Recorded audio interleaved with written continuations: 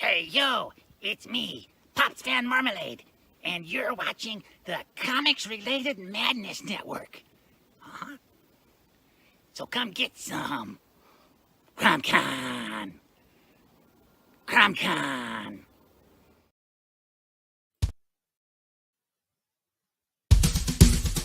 First world, come in and take a seat. Pay us no attention, it's all conspiracy. We have satire and parody, some funny, some perverse. If none of it's offensive to you, you'd be the first.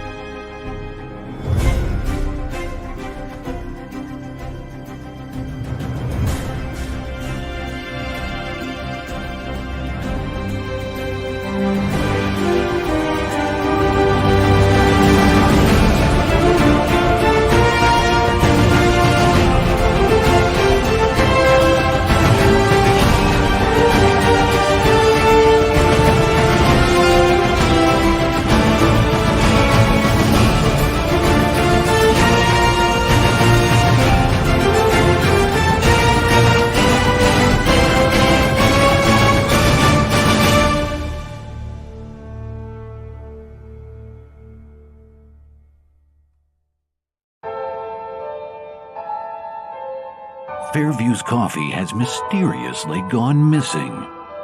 Mayhem ensues when strange, coffee-craving zombies plague the city. Detective Mickey Potatoes, an overworked public servant, uncovers why ordinary citizens are losing their minds and how to stop the coffee apocalypse. But it involves the mafia. And when you're dealing with mafia crime families, nothing is ever easy. The mafia controls everything in the city, including the police, including him. If he breaks the mafia, they will break him. So, the city is without coffee.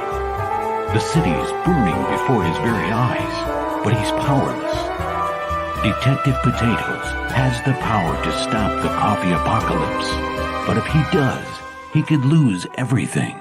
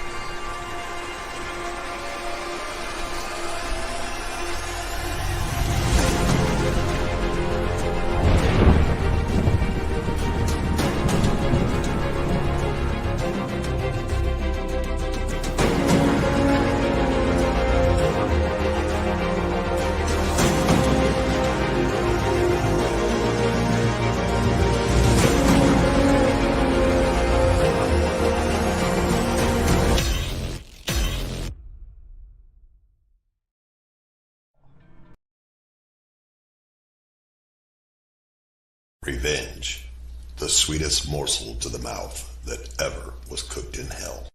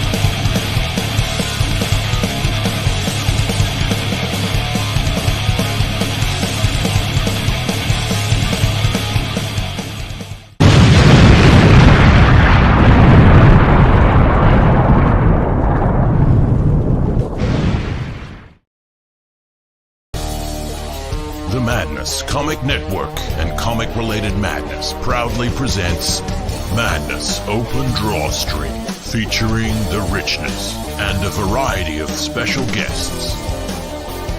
Tune in to our content on Comic Talk with Pops Van Zant on YouTube.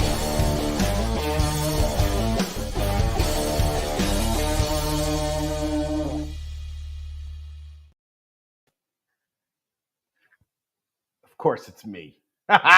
Welcome to the Open DrawStream. I am the Richness, naturally, and I'm going to bring upon my first guest, but I'm going to play his trailer for, you'll know the guy when you see him.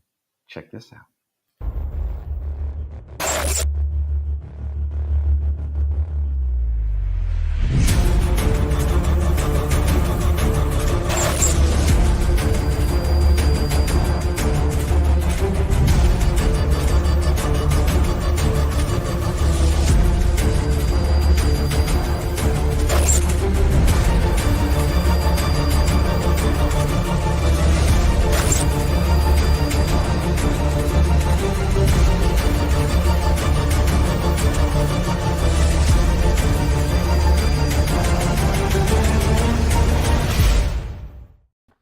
What up, Rick? Booyah! Booyah! Boo fucking yah! We got Max Devill up in this piece, leader and supreme controller, commander of fucking atrocity presser. That's right. Yeah. That's right. So now we're gonna bring in our second guest over here, and for someone who just succeeded at his latest campaign, his first one in a long ass time. Congratulations. Let's play the trailer for this fucker. So just sit right down, relax. So just sit right down, relax. Open your ears real wide and say, give it to me straight, doctor, I can take it.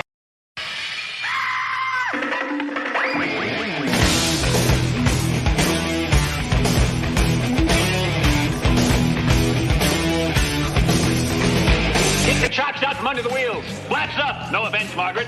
Contact. We're off. Brum, brum. Doctor, doctor, give me the news. I got a bad case of loving you. know what heights will hit. On with the show, this is it. The doctor is in, baby! The doctor is here. He's here to heal us all from the crappy art and all the wokeness that has invaded the land of all the comic stuff. And now and he has defeated the Shadow Band. Yes, he has defeated the Shadow Band.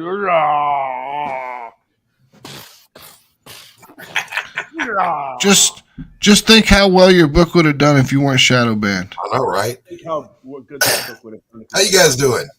We're doing good. Good. Now, we have a guest. We have our special guest hanging out in the back. And we don't want to keep this cat from going on. He just launched his campaign. It fulfilled in a few hours after its launch. You know him, and I know him, and we all love him. Well, we're going to play his trailer first, so hopefully for somebody out there in the audience, they'll get the guess right. So let's play this guy's trailer and bring him in.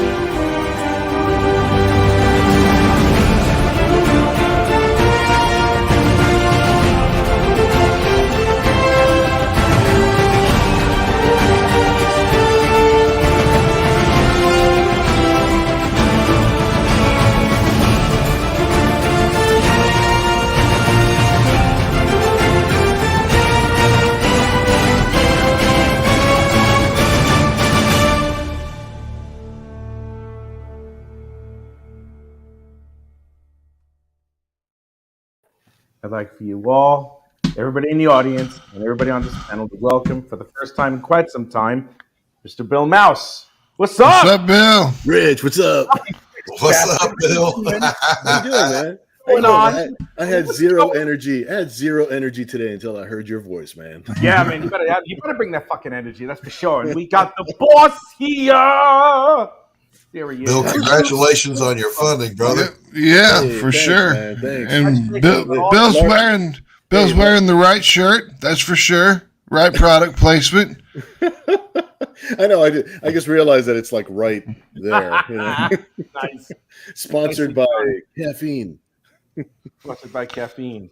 And he had a cover done by my good buddy John Stinsman for his campaign, which was fucking fantastic. Yeah, John's cover was bomb. It was so good. Yep, I love it. Love it. Bill, it's been over a year since I've seen you. How the hell you been? I've been trapped in a cave here trying to draw pictures of boobs and spaceships. I feel your pain, brother. Trying to do the Lord's good work. I feel your pain. We are just the shoemakers trapped in the basement. That's us, man. Yeah, man. I mean, I cannot think of a worse fate than having to draw boobs in pirate ships all fucking day, man. I don't know how you do it, bro. I don't know how you do it. How do you if they're not going to let me out of the house, at least you got to be trapped drawing something. That's it. Might as well. I'm glad all you cats are here. Bill, are you going to be drawing something for us, or are you just going to stand there? And no. I'll switch the camera face down. Yeah, I was working on. I was actually working on something that Pops knows about. Okay. I don't remember when we talked about it during the live stream when we did it, the launch.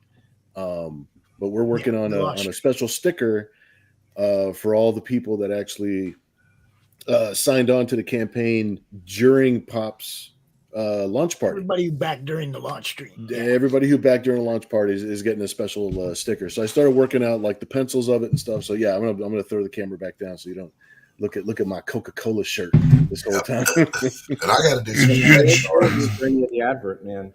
Jonesing me out. Need money. It turns out.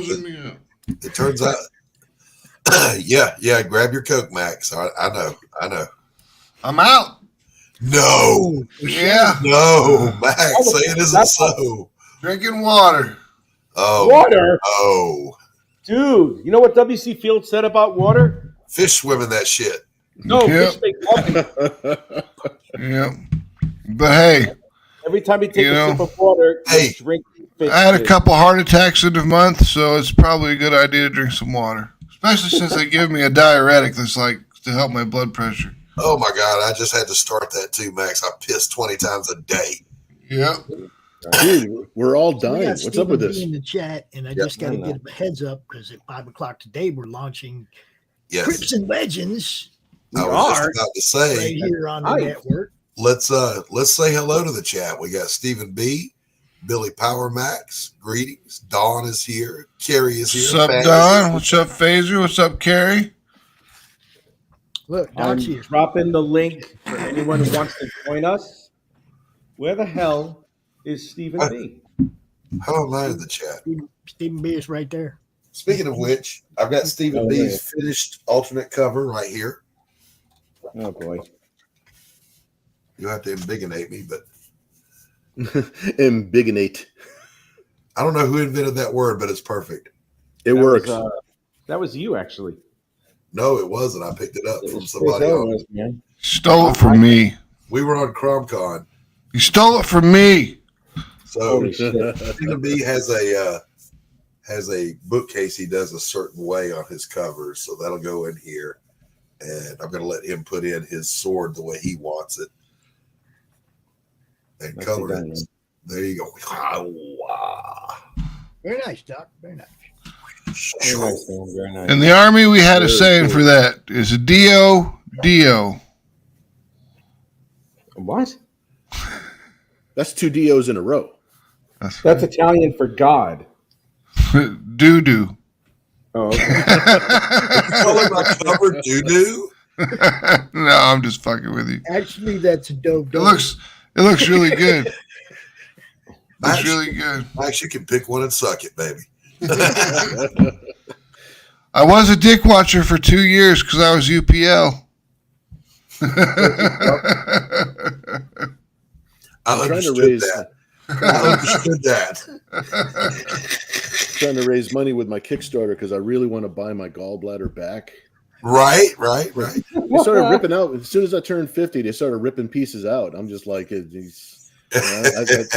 trying to find them. You know, they're on eBay, and it's like, like they're out there somewhere. They're out there. There's some rich dude running around with your gallbladder right now. Rich has a gallbladder. I didn't touch his gallbladder, bro. I don't know what you're talking about. Do you want to know how I paid for the first Mary Machine Guns coloring? How? Selling plasma, baby. That's right. I remember you saying that. Holy shit. They don't do that in the UK. They don't allow that. You don't get money when you donate plasma or blood in the UK. I was looking to do that a little while ago. I was like, man, I need to get a new computer. I got to get some blood stuff going. And then it's like, nope, we don't pay for blood here, mate. You just give it to us. Well, fuck you. You're not getting shit from me for free. That's right. Yeah, man. You tried to take how hard I worked to make this plasma? I know, right? What's up, Paul Gomez? What's happening? What are y'all doing? We're just chilling. I'm smoking crack, worshiping Satan. You know, same thing we do every Sunday. That crack around. We smoke crack and worship Satan. Yeah. I do not worship Satan, sir. I don't. I know. I rebuke the enemy. Carrie is scolding you in the chat, Doc. She's not scolding me. She's scolding you. No, she's not. She says she was up to watch a stream about your campaign at 4 a.m. and all you did was say hi to the chat. I wouldn't be so rude.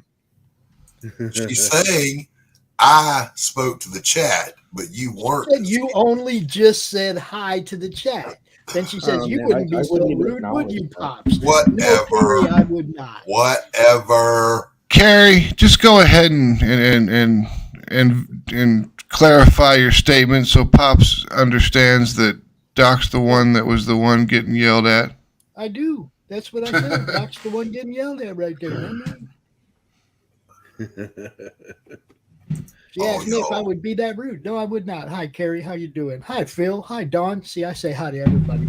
I say hi to everybody, too. Always. No, he was on somebody else's show, Carrie. He wasn't on his own show. On his own show, he acknowledges everybody. I don't know. I don't want to. You were on Apex, right? Yeah. Apex, yeah. We had a good time, but I was getting delirious by the end of it, man. That's way past my bedtime. Yeah, I know. It was 11 o'clock. I was like, is Doc even going to show up? It's kind of late for Doc. Yeah. Man, I came into the little party stream for Pariah at like 11:21 and it was closed down. And I was like, what the hell? I thought this was a fucking party. That was because Doc's power went out the other night. No, I know. But I was still like, what the fuck is this shit? We were supposed to have a party. It was 2 hours. It's been 2 hours. Well, you were too busy elsewhere anyway, Max. I had to talk about the Superverse. Antarctic Press Superverse. That shit is right. Yeah, see, she was telling Doc off. Well, Carrie, I just, I don't know what to tell you. I'm not in charge of other people's shows. Ever since she got out of his basement, she's just been uppity. Yeah. Time to lock her back in the cage. Hi, Fanta. What's up? Just put her back in the kitchen. That's even worse. Hello, Fanta. Fanta, what's up? Hey, Fanta. Been a long time since I've seen you here. Fanta was hanging out with us last night. Shit. So the Mary Machine Gun trade paperback, the like post credits little story. It's an 8-page thing that introduces the next character, Dark America, because the next character story arc for Mary is Mary Machine Gun, Dark America, and it's about this nun who becomes like a street level Punisher type character. So because she's been abused her entire life, and it's interesting. So it'll come out in late May. It'll be great. I am excited to see this. I'm excited to see everything that everybody's doing. It's going to be over 200 pages of book, too. I mean, we got a lot. I mean, Mary Machine Gun just itself is 162 pages. Holy cow. That's a lot of fucking pages. It's a lot of our books. When I first started, I was like, I want to make sure I give everyone all the bang for the buck. And I'm like, 36 pages, 40 pages, 36 pages, 44 pages. And you know what I noticed? Page count doesn't matter when it comes to Kickstarting. It's never enough. It's never enough is the thing. I'm with you, man. Fanta's saying hi to everybody. Who? Everybody. She's saying hi to everybody. Everybody's saying hi to Fanta. Hello. Question. You could draw more than stick people, Rich. Thank you. No, if when Rich crowdfunds, what's the one about the flappers? Roaring. When Rich funds the Roaring, if he funds it under an hour, he'll wax his back. I'll pay for it. Got him waxing his back, Max. Yeah, man. He told Doc funding. For real. As soon as when Doc funds, I have to wax my back. And Doc. Oh, okay. And Doc funded. Yeah, he did. He sure as hell did. So that means Rich is gonna be fucking getting sucking. His back. Oh yeah.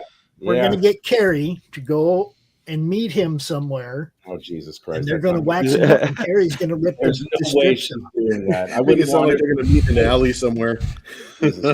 Have you seen 40-Year-Old Virgin? Oh yeah. It's gonna be like that, except for on the other side. Yeah. Oh, it's gonna be worse. It's gonna be worse. It's gonna be worse. It's got that Italian back hair. Man, it's not going to be a show for kids because old Rich is going to be. Fuck. Instead of Cody Claus, I'm going to go, oh, Christie Shinn. Christie Shinn. What's up, kid? What up? Hello, Ken. Wax Where's the tadpole? Phil, what's up? Where's the tadpole? Is he like grounded or some shit like that? I don't care. I really don't care. You can tell Max has been without his Coca-Cola.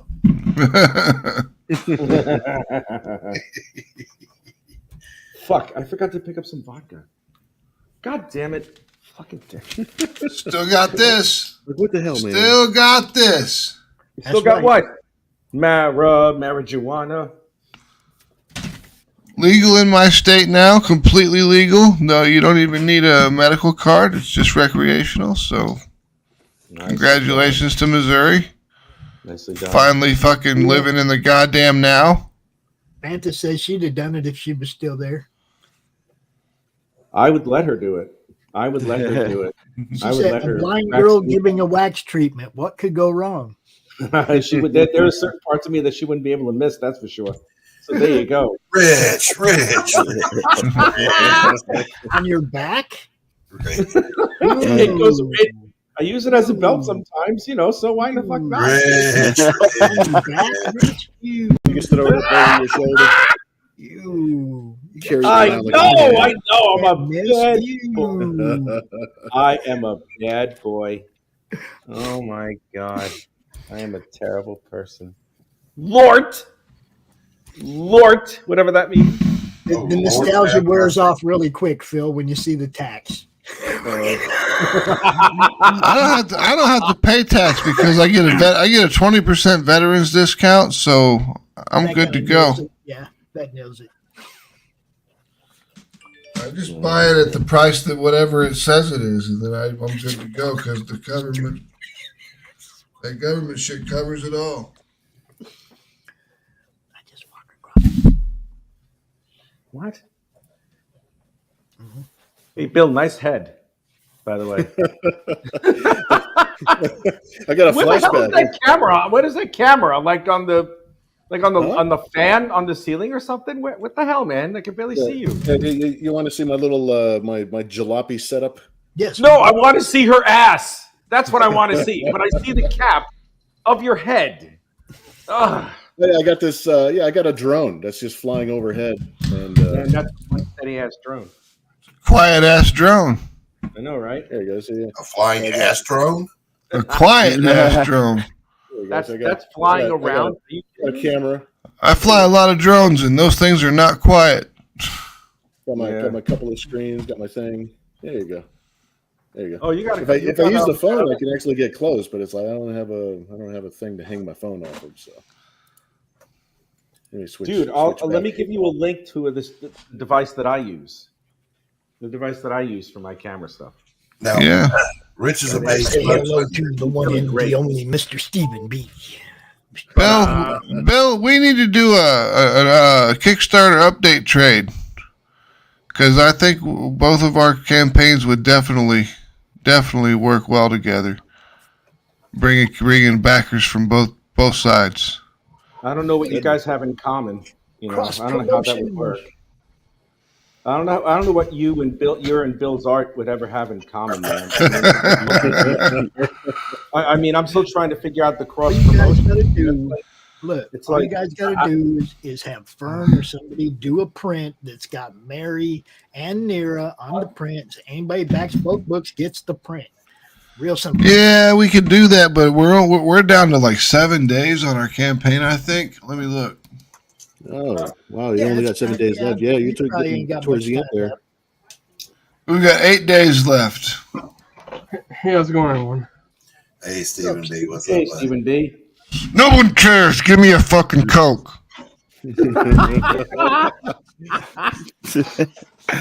Why can't you just go to the fucking store and get one? I mean, what time is it there? You're 6 hours behind me. It's noon. It's noon. And I could go to the store if I had any fucking money, but I don't get paid until tomorrow, and I'm out of dollars. Coffee, man. Jesus Christ. Can't you look in your sofa to see if Make there's a any... ton of coffee, man. I don't sit on the couch. I bought one, but I never use it. When I play video games, I sit on my kitchen table or my coffee table, and the only person that ever uses the couch is my kid when he comes by. He sits on the couch and sleeps on the couch. Yes, Ken, that's what that is. Well, we lost Stephen B. He wasn't even here for a minute. Ken, what's up? I must have scared him away. I'm sorry. Oh, he's there. He changed his. He's drawing now. Cool. All right. It's about fucking time. There you go. Stephen B. on the art. Stephen B. Oh, is this the Crom sword piece you guys mentioned before? Yes. This one. Yes, that's what that is. So it's good. I was just working out the pose down here. But it's going to be a die cut sticker, and if you look close on the sword, you see the reflection of Crom in the sword. Cool. So that's how people will know that they supported the book during our live launch party. Yeah, if you back this book during that launch party, one of the first 30-something backers, I don't even remember how many, if you were one of them, you're gonna get this sticker in your backer kit. Woohoo! So, Bill, what caused you to bring Nira back? Technically, she never left. I just kept on drawing her. Just, I guess wasn't. I just wasn't selling as many. I wasn't selling books in stores every single month like I used to. So a lot of people think that I took a break or that I stopped. It's just because my store presence wasn't there anymore. I was in previews every single month for, God, I don't know how many years. Yeah. But between life and becoming a single dad and then the plague. Yeah, I hear you. There's lots of elements that changed all of our lives. Because I remember Nira. I remember buying it at the comic shop, and then it just kind of disappeared. And I was like, oh, I guess they just canceled the book or whatever. And then I saw it coming on the Kickstarter, and John was like, yeah, I'm doing a cover for it. And I was like, holy shit, that's awesome. Yeah, for a few years we were publishing with Avatar Press, and we were doing books with them for a bit.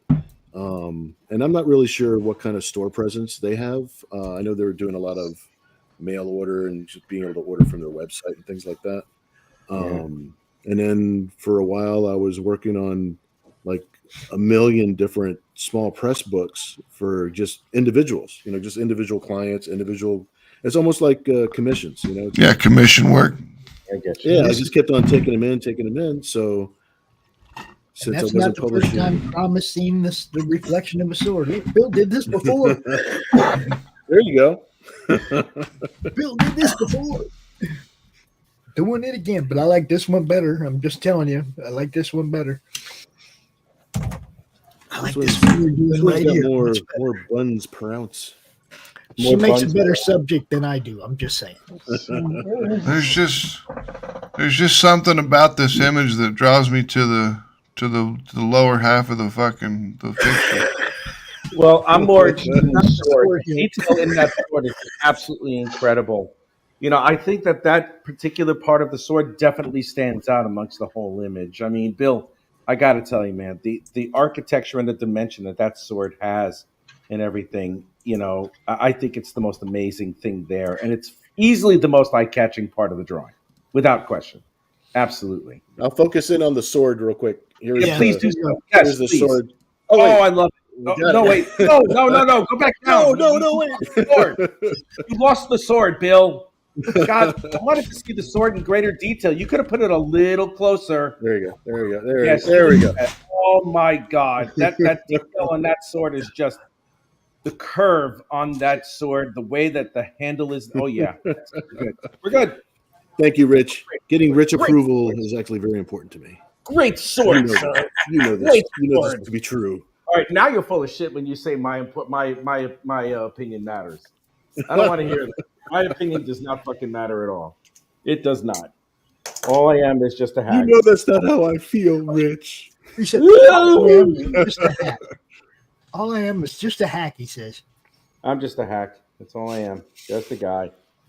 I'm just a guy who draws. Wax my back. Wax my back. Wax my back. You can wax my back. Wax my back.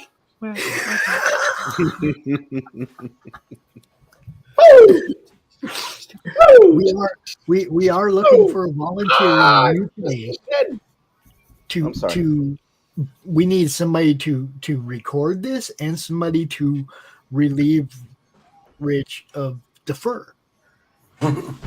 So we need a couple people in the UK to help us out. So, anybody that wants to either videotape or record Rich having this done to him or actually do it, let me know. Or you could just donate to the Comic Madness Network at gmail.com. That way we could get someone to do it for us. We could just send Rich into a salon. He's going into a place. We just need somebody to do the video, Well, just send me in there. I want the one with the happy ending. That's a massage parlor, my friend. This is not going to be that at all. This is going to hurt like hell. Yeah. Good. He's Good. I looking want the at happy massage ending. after this. That's the happy ending. You're going to be looking for something to numb your back when this is over. Someone just please rub cocaine all over my back. It's fur leaf. Fur leaf. Fur leaf. That's how they got the idea for Cocaine Bear. The funniest Cocaine part is Bear. breaking up with somebody and he's going to be all clean in the back and all scruffy in the front. Cocaine Bear is awesome. Don't talk bad about Cocaine Bear. That movie was great. I've heard nothing but good things about that movie, dude. It's campy, it's cheesy, the dialogue sucks. It's like a trauma movie with a budget. It is fucking fantastic. Oh God.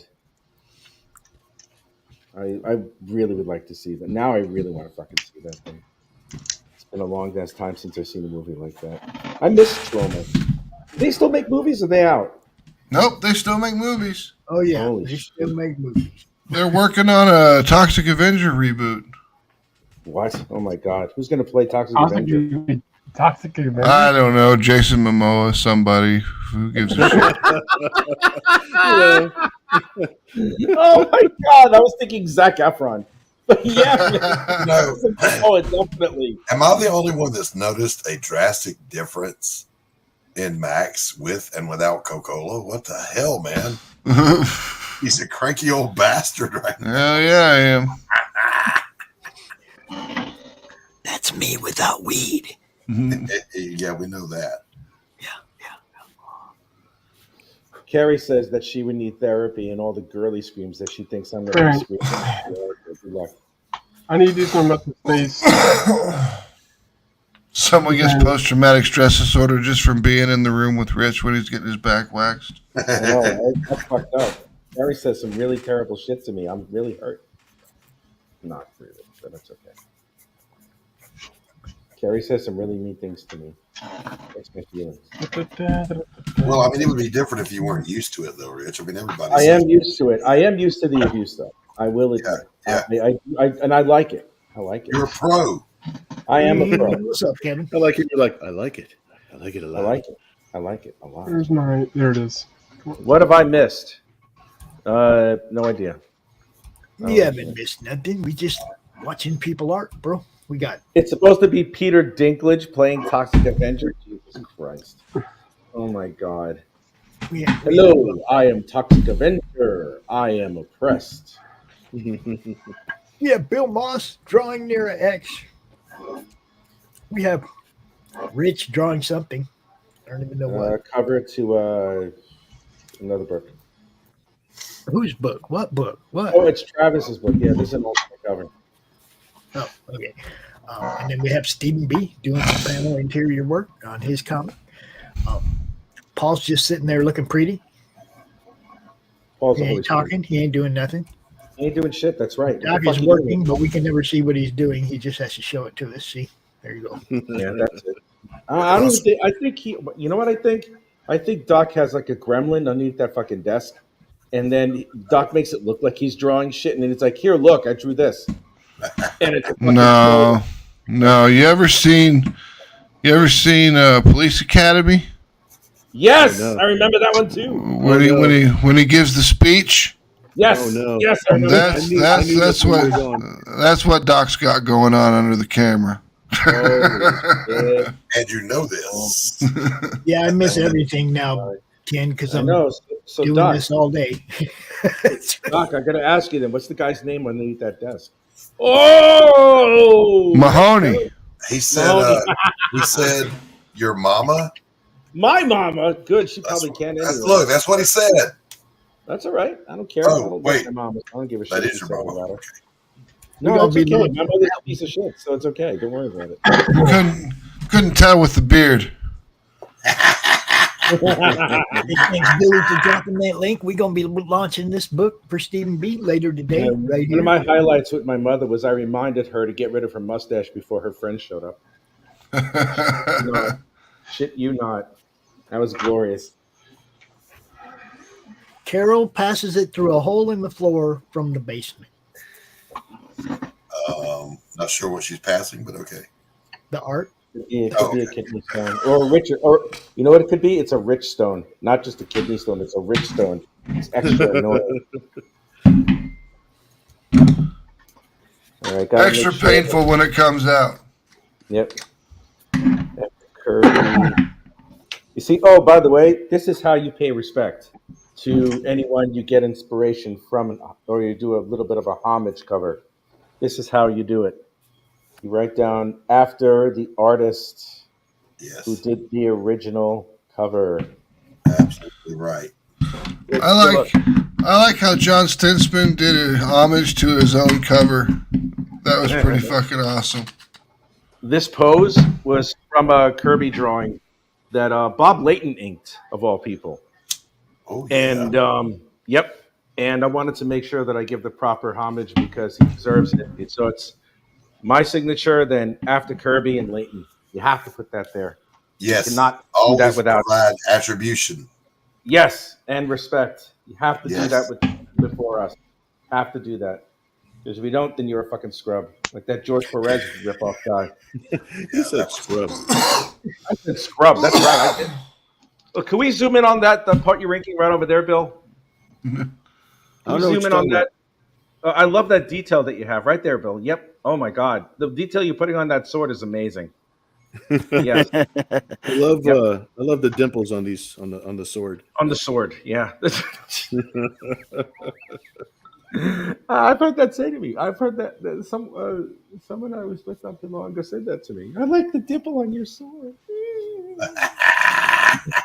Like, yeah, I know. It smiles at you. Oh, my rich. That's my smallpox scar, baby. Oh, Jesus fuck.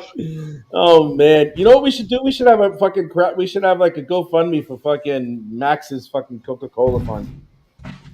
Honestly, we should like get like 1,000 people to donate to that, and then Max will never be without Coca-Cola ever again. Submissions at atrocitypress.com. You can PayPal any money there to donate to my Coca-Cola fund for the next day. I'll need about $20 so I can get a 24-pack. They got stupid expensive. Man, Cokes used to be like $3.49 or $3.99 a 12-pack, and now they're like $10. Yeah, you're kidding. Yeah. No. Yeah, that's crazy. Wow, that's a lot. If you're fucking telling me. Start buying 2 liters. I do buy 2 liters.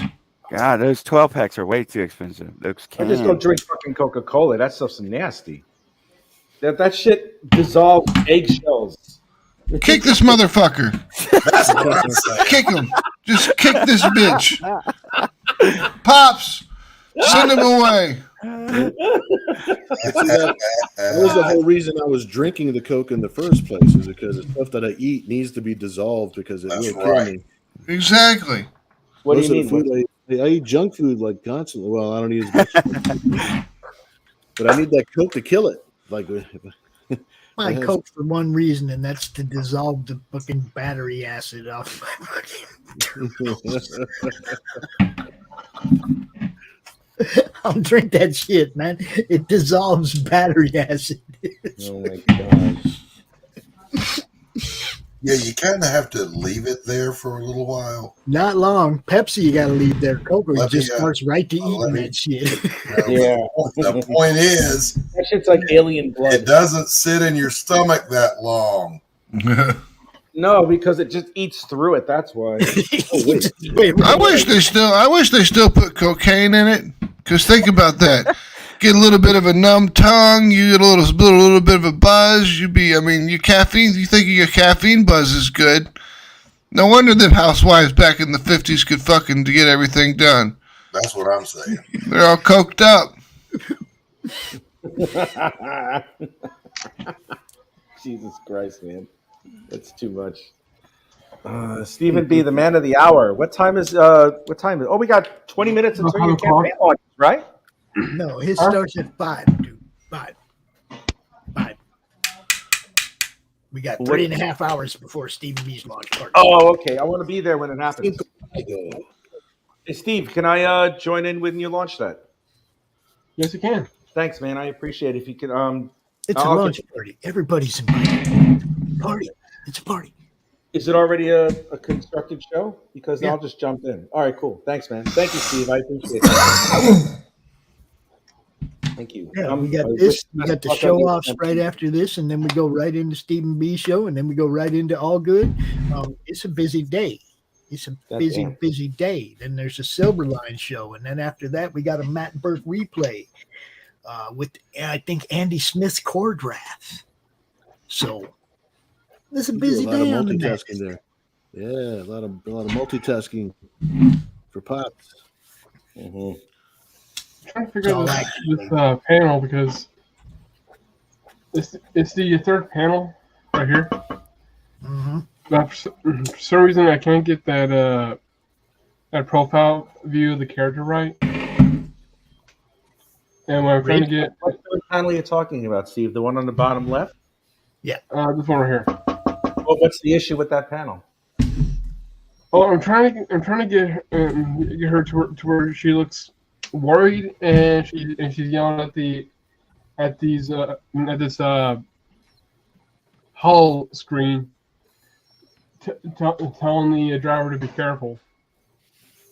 And well, there's a way you can do it, but let's see. One thing I haven't figured out is I'm trying to get to where the mouth is more open, and you don't see.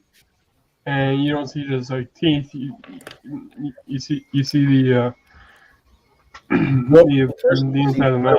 When you have the mouth open, you're going to see some level of teeth. Give me a second. Let me see if I can help you out with that. I don't know if you can see it. Max said what? Phil said, White Devil issue 2 coming soon to Silverline Comics as soon as I get the colors done. It just. I'm not sure if it's because I'm doing a profile view of it, or well, what I would try and do is I would try and get a different perspective on that altogether. Like, you see how can you just jump onto my screen for a minute? Just jump on me for a second. Okay, like you see it over here. What I'm doing is I'm making it's like I have her on the screen. Is she doing anything? Is she actively doing anything while she's screaming at the screen? You can actually use the screen as a panel border. I don't know if you know this. You could do that, like right over here, and then you can have the other shot right over here. You know what I'm trying to say? Yeah.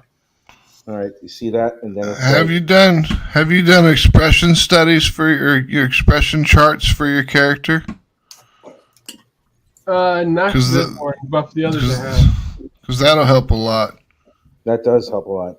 Max is right. It helps a great deal. If I'll show you a picture of her face.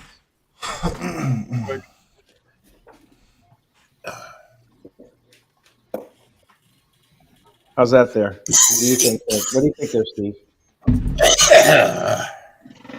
Okay, all right, give me Is she wearing her visor? No. She's out of costume. All right. I'm going to do a little bit of rendering with her hair here, if you don't mind. Okay. What do you think? How do you like this so far, man? I like it. Rich has gone into teacher mode. Yep. I sure as fuck have. That's because I know what the fuck I'm talking about. It's actually it's actually a lot better than doing a view of it. Well, you know what? I'll just tell you, Stephen, it's just a matter of changing up angles a little bit. That's going to give it a little bit more pop. That's all you really need. Yeah. You know, that's all you really need. You just got to change up some of the angles. I'm sorry. Go ahead, Max. What were you going to say? Stephen, I was going to say to Stephen that what I would do is get a few books on cinematography. Yes, absolutely. You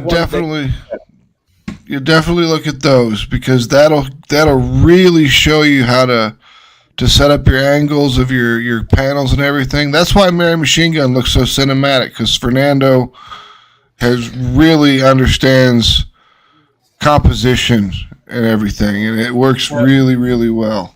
It's actually one of the things what I'm trying to go for whenever I'm drawing these panels. Is that I want it to be more cinematic. Well, if you want it to be cinematic, then definitely study cinematography, because that's where your cinematic stuff comes from.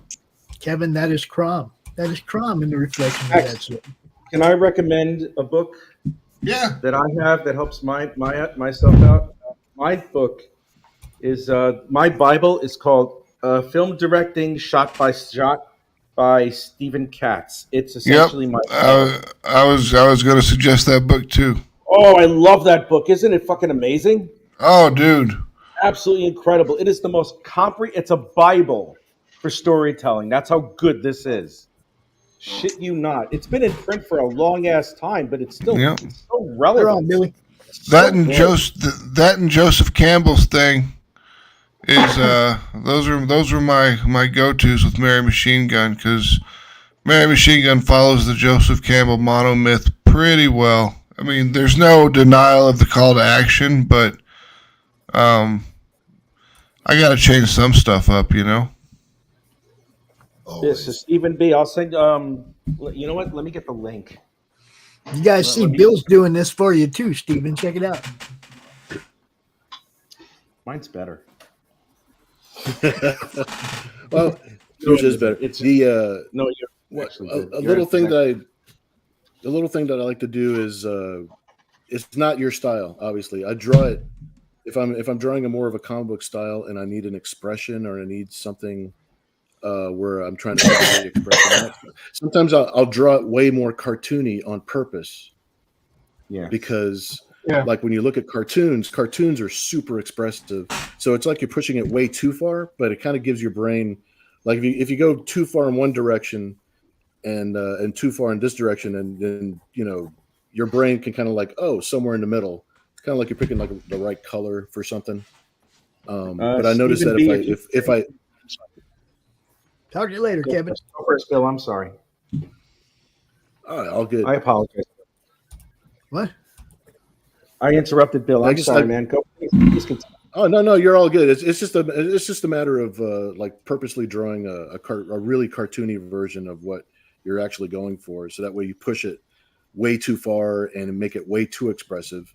And for some reason, it just helps me click a little bit. And then when I go back to my actual drawing that I'm trying to figure out, it sort of clicks a little bit better to me. It's like it's almost like I figured out the expression, because I've gone just so cartoony. If I draw like a really, it's like, that's actually very this it's just a really quick way of being like, okay, if I draw it really cartoony and really ridiculous, and that way there's no rules to follow. You're not really scared of pushing it too far or scared of holding back. So if you just draw like a really quick cartoony version of the expression of the face, then when you go back to your actual figure, it tends to click a little bit better, and you're not so scared of, because like I know when I go straight into like the actual figure that I want to present, I'm scared of like, oh man, if I push it too far this way or push it too far that way, oh shit, I already inked it. Oh shit, I already, like, I penciled it 3 times and I don't want to erase it and do it again. So maybe, figuring it out on the side, just really cartoony, really bombastically, just, something tighter like this or something real loose like this, where you're just like, oh yeah, I want this eye tweaked out. I want her freaking out. I want her scared. I want her. And then you can get like really expressive with the eyebrows, that sort of thing, just to figure it out. And this is in no way like the art. This is just a tool. We got shows all day, bro. We'll be out here all freaking day. Bill, that's a very interesting point. It sounds like you take an expression that's really hyperbolic, and then you objectively look at your work, and then you realize, okay, this could be reduced just a little bit. But when you do that, it brings it back to its natural proportion. That's actually a really good point. That's a very exactly. It's the Kirk and Spock thing. It's just like, oh, like you're too logical, and I'm jumping off the edge of a cliff. Somewhere in the middle is where you're trying to get to, right? There's a middle ground. And that's something that I learned just through experience. I used to work at theme parks drawing caricatures. I'm horrible at caricatures. I don't get likenesses very well at all, but everybody liked it because I made them cute and I made them friendly and I made them real, like Disney-ish or whatever. So what I lacked in capturing a likeness, I made up for it by, making grandma cute, it's like, or making like the kids like really cute or like, and it was all about exaggerating their expressions like really fast, really quickly. So that might help you, it might help you like while you're drawing your pages. So that way you like off to the side, you can just like draw a couple of quick expressions like just real fast. Or instead of doing the tried and true, looking at your face in the mirror to try to figure out what expression you want to put on your character. That's really hard to do. It is hard to do because like, you're looking at reality and then you're going to try to transpose that to your sheet, to your figure. Whereas at least if you're drawing like a really quick expression, it's just like, at least you're transposing art to art. It's like, it's on the same playing field essentially.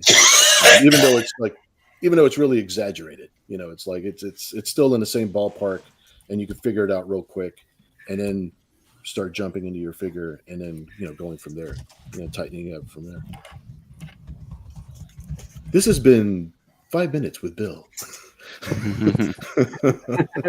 So I hope that helps. It's just a trick that I use. So hopefully, it helps for some people. For some people, everybody has tricks that they lean on that work for them. That's the thing. You learn what everybody else does, and then you figure out what works for you. Because there's no wrong way to approach any of this shit. Very true.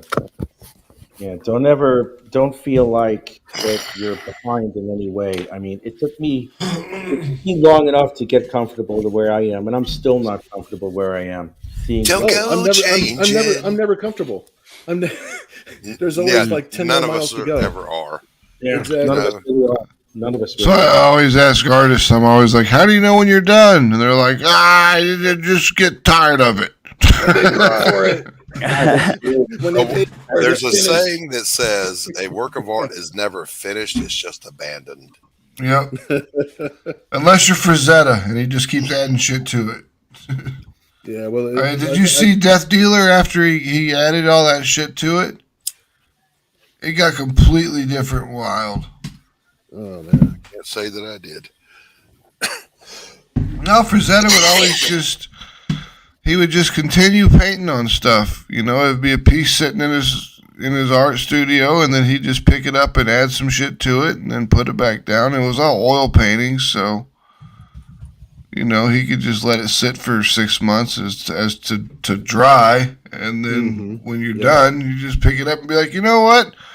I'm gonna add a giant snake here with some chick with big titties, which you can never go wrong with. I'm just saying. Yep. Yeah, always a good choice. Always a good choice. And that's one of my favorite Fujita quotes. And he's like, "Everyone asks me why I draw sexy women, and I always tell them I could see regular people out on the street. I want to see the fantastic in art." Exactly. Right. I agree with that mentality 100%. Yes. It's amazing that when somebody can draw something like just photorealistic and actually capture it like a camera, it's like it's an amazing skill, but at the same time, I want to see something that I can't see. I want to see what's in your brain. And that's something that we do as a group.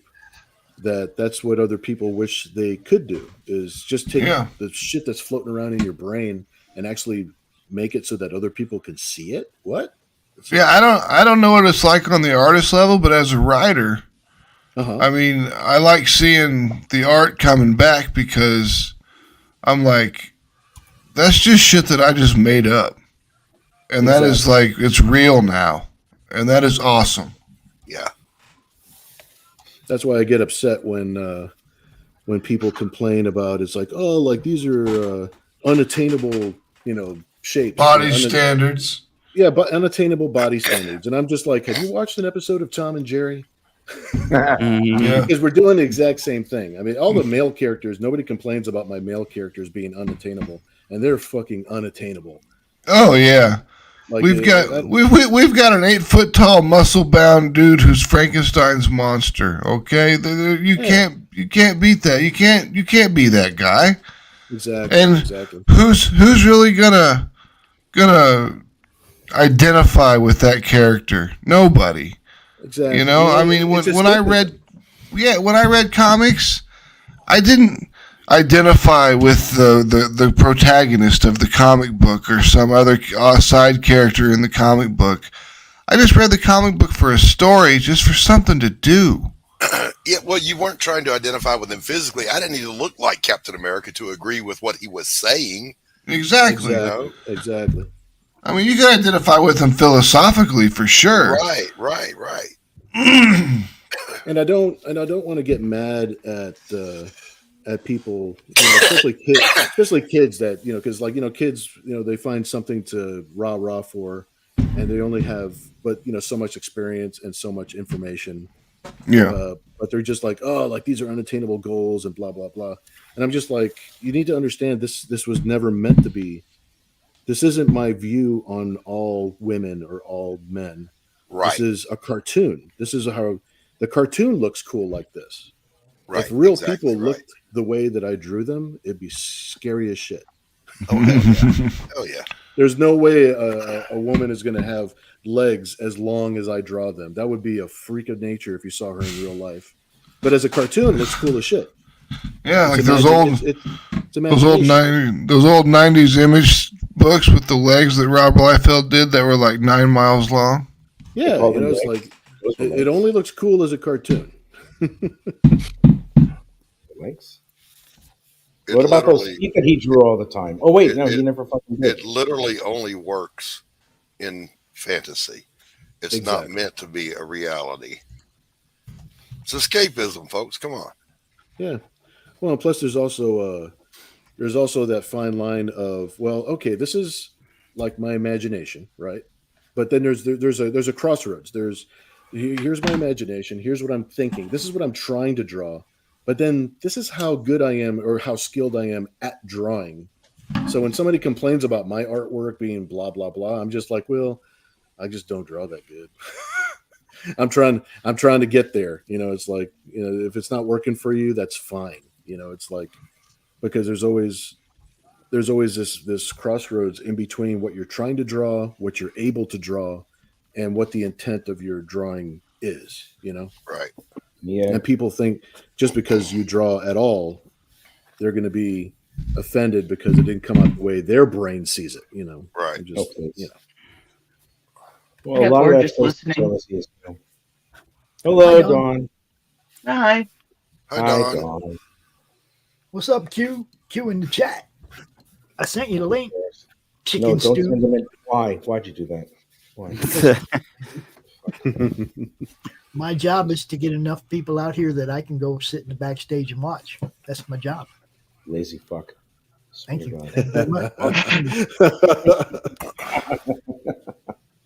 You're like, thank you very much. Thank you very much. At least he's honest. That's well, true. I mean, it may look like I'm lazy going to the backstage, but if I got 10 people out here, I already put in the work. Dude, you're not fucking doing anything bad. Just okay. Chicken stew. No chicken stew. I don't have chicken stew. No, Quentin's over there making chicken stew instead of arting with us. Chicken stew. Thank God. Good, good. And keep making it, man. Keep making it every time we're here. I know, right? Shots fired. Steven, I didn't mean to do that. I meant to get rid of your share screen, not you. Come back, please. Come back, Stevie. Baby, come back. Any kind of fool. You can blame it all on Pops. Pops, yeah, that same guy. Blame Crom. It's always Crom's fault. I was wrong, and I just can't live without you. Baby, come back. Don't. Baby, come back. Baby, come back. You guys are all players. Jizz on my back. The Rich remix. The Rich remix, yeah. And I'm not. You can always count on Rich for that totally tasteless take. Yeah, that's right. What? What do you care? I'm about to wax my back for you, fuckface. It's what Shut your mouth. Be nice. Be nice, or I'm going to be like, oh no, I forgot my. Oh, shit. It's what he does, ladies and gentlemen. You know what? Eat my fucking shorts. Eat my shorts. Eat your shorts. We'll my not have that kind of language around here, son. Well, you know what? I'm sorry. Oh yeah, you're a lit liquor. Don't make me stop the car. Lit liquor. We'll turn this around. I'll turn this stream around right now, young man. Young man. I have to look over my shoulder to say Spilled it. my Don't make me stop this car. Yeah. Do you remember? I got to look over the front seats. Do you remember that your parents' arm could grow like by miles to reach you in the back seat to pop the shit out of you? Yep. Yeah. You thought you were out of range and you say something snarky, and your mom would become Reed Richards. Bam! Wow! Gadget arm. Yeah, my dad worked on diesels on the USS Nimitz. He could reach me anywhere in the fucking car. Yeah. My mom, she used to walk around the house with one of those curled up phone cords, but it was like 9 miles long. and she could whip you from across the room, or she could get you around a corner. She was good. She was good with that shit. Just wah-wah! You'd be like, wow, right on the ass. You're like, what the fuck? Ow! Where'd that come from? Ma! I'm sorry, Ma! My grandpa used to make me stand on the register for the radiator for the house with no socks on. Just stand there barefoot. Jesus Christ. Sounds like we're working through some stuff here tonight. Yeah. Do you need to make an appointment, Max? See, people would say that's abuse or whatever, but it was just fucking Max, punishment. Max, make an appointment with my secretary. I'll get you in first thing tomorrow morning. I've got a VA psychiatrist who buys my comic books now, and I think he's buying my comic books in order to try to psychoanalyze what I'm writing. Okay, all right. Oh, that's funny. I'll use whatever trick necessary to get people to buy my comic books. That's what I'm saying. That's what I'm saying. I don't care why he's buying it. Just buy it. Yeah, just buy it. I had somebody buy a copy of PTSD and said, "You really need to come in and see me after this." And I'm like, "I'm not writing it about me." Asking for a friend. I've never gotten any crap about unattainable body standards for Mary Machine Gun, or any of that stuff. I mean, I've never had any third wave feminists coming at me yet. But Yet. Yeah, but it doesn't matter. I've got my response to that. I've got the Murder Doll song, "Motherfucker, I Don't Care," and that's what I'm just going to tag everybody. Tag the person that causes trouble with me with, and just shut them the fuck down. There you go. Ooh, See, I jump on here and I can't draw, but now y'all got me freaking working again. Damn it. Hey.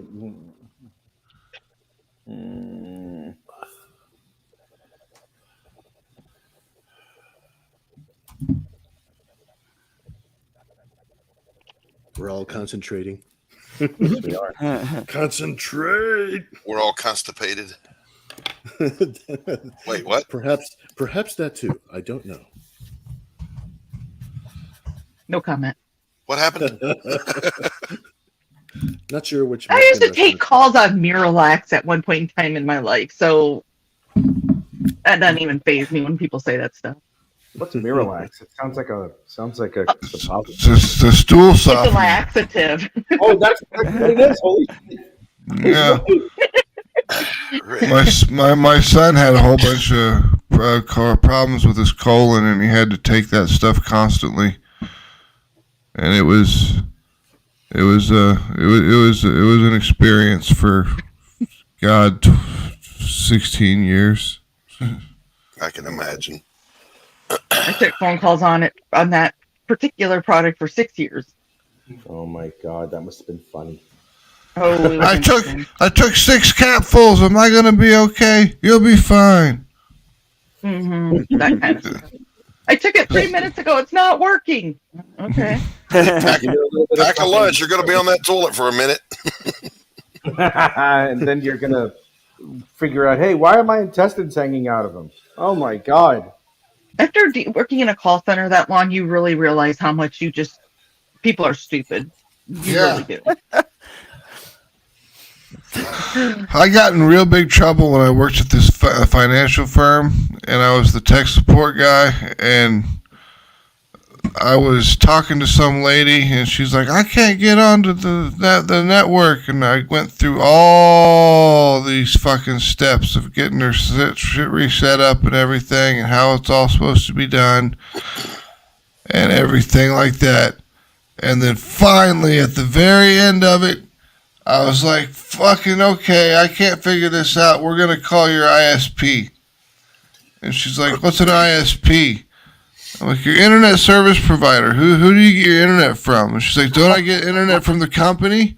And I'm like, oh my God, you are so dumb. You need to pack your computer back in the boxes and send it back to the company. You're not allowed on the internet. You're too stupid to be here. And I got in trouble for that one because it was like the VP of finance or something like that I was talking to. There you go. How did someone that vacuously stupid get to be the VP of fucking finance? Has that person ever actually used a computer before? Was she on an abacus or something? That was my question. Like, holy shit. That was my question to the guy, to my manager. I'm like, how does this lady even get this job if she doesn't know how to use a computer or have the internet at her house? Fellation. So I also took calls on TVs. And a guy called one time and he was bitching at me because his TV wouldn't power on. And I asked him, what do you have it plugged into? And he said, a power strip. And I said, is the power strip turned on? He went, look, comes back. He goes, okay, that's working now. But I can't get the remote to work. I was like, well, did you put the batteries in the right way? This thing needs batteries. And he got yelled at me again. And then he asked for a supervisor. Jesus Christ. This you is had true the remote story. plugged into the power box. This You made is him. true story. You already made him. Yeah, you made him feel dumb, and he wanted a supervisor just because he was pissed off and knew that you can ask for a supervisor. I think so. He went all Karen on you. Yeah. Treated that way. Although, sorry. Although the best call, I didn't take this call, but the best call ever, the guy across from me took. Because I also took calls on Claritin. Oh, I should just have that. Oh, well. And he said, he goes, okay, that was a weird call after he got the call. We're like, what happened? He goes, well, the lady goes, my dog wasn't feeling good, so I gave it Benadryl because I have allergies, and it didn't work. So I gave it Claritin, and it still didn't work. But I noticed that his penis was smaller. Is that a side effect? Well, wow. What happened to the dog? Did it come back? Yeah. Or did it stay shrunk? These are the people that are in this world that really scare me. These people are allowed to vote. That's when you realize and procreate. That's when you realize is that everybody in the world doesn't know what the fuck is going on. They're just winging it. Everybody's just winging it. Nobody knows what's going on. But how does she know that the dog's penis is smaller? That was the question we all had. Satisfied like she used to be. I mean, you know, she could be like, oh my God, I'm a dog penis size queen or something.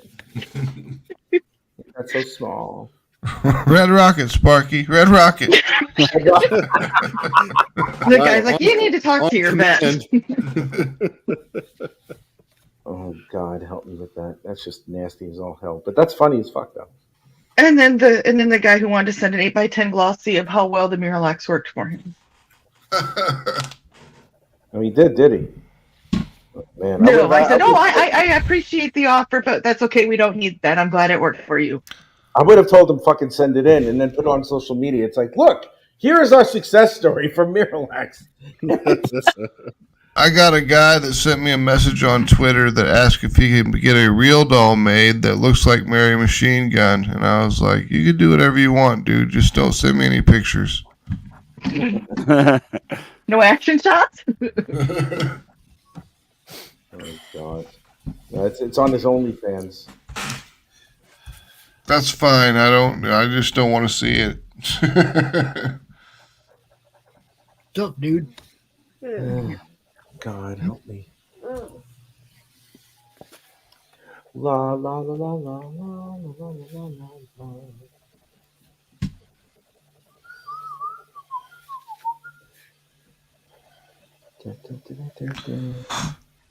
We're all concentrating. Concentrate. Who said that? What? Nothing. Forget. Nothing. Fuck. What'd you call me? What? What? Where's Willis? Jinx. Jinx, Dawn, stop thinking like me. You don't want that. You don't want that, Dawn. You just. You don't want me to be in your brain? No, don't be in my brain. There's nothing there. You'll be like, wow, this place is empty. What happened here? It's gone. I'm like Spock's brain. You ever seen an episode of Star Trek where Spock's brain is gone? Yes. You get that little remote control clicker that makes you walk around the room. I know. What the fuck? I mean, it's like, okay, his brain is gone. Shouldn't he be hooked up to some device that keeps him alive? But no, you got a drone controller fucking keeping him fucking moving all over the place. Christ, man. Ugh. What they do with his brain? You know, there's a lot of shows that I've rewatched from back in the day, and I'm just like, you know what? The science doesn't hold up. No, it doesn't. It never usually does. Man, when I first joined the army, I went to Germany, and I got to my unit at like 2:00 in the morning. They just threw me in this empty barracks room just for over the night, and I was watching TV, and Knight Rider was coming on, and I was like, hell yeah, Knight Rider was awesome. And then I started watching Knight Rider, and I'm like, God, this is cheesy as fuck, and the editing doesn't make any sense. None of this show makes any goddamn sense. What the hell is going on here? That show broke my heart, dude. Well, I gotta ask you a question though, Max. How did you survive that being in Germany? Because fucking Devill Hasselhoff is God there. Oh, I know, but I just didn't like Knight Rider anymore. I loved it when I was a kid, so I don't understand. Oh, it just the science doesn't hold up, man. That's what it is. Well, yeah, I loved it as a kid. It was like when the A-team as a kid. The A-team would have to fight these impossible odds. So they're going to build a cabbage cannon, you know, out of some farm equipment. Why didn't you just go get guns? Sometimes they did, and they'd like build foxholes and pop up and shoot dudes, and they never shot. But they always had like some sort of special badass machine they made at the end of the episode. Yes, the M16s aren't doing it. Let's build a cabbage thrower. That'll get them. That'll get them. Hey man, you ever get hit by a cabbage, bro? Just saying. My fucking gunnery mate did in Nam all the way back then, man. And I'll tell you, fool. I pitted a fool. That's right. You see T's and Skechers commercials now? Did I do what to who? Mr. T is in Skechers shoes commercials now. Oh, I think I saw one of those. Yeah. Pitted a fool. Mr. T is God. He punched cancer in the face and it ran away screaming like a bitch. He's a god. Mr. T is God. Mr. T loves his mom too. He does love his mom. I do not, but he does. Again, make it a I'll get you in right back. Yeah, could you? No, well, no. I've already been there, done that. We'll get you in right behind Max. There you go, Pops. There you go, Pops. You got Crom.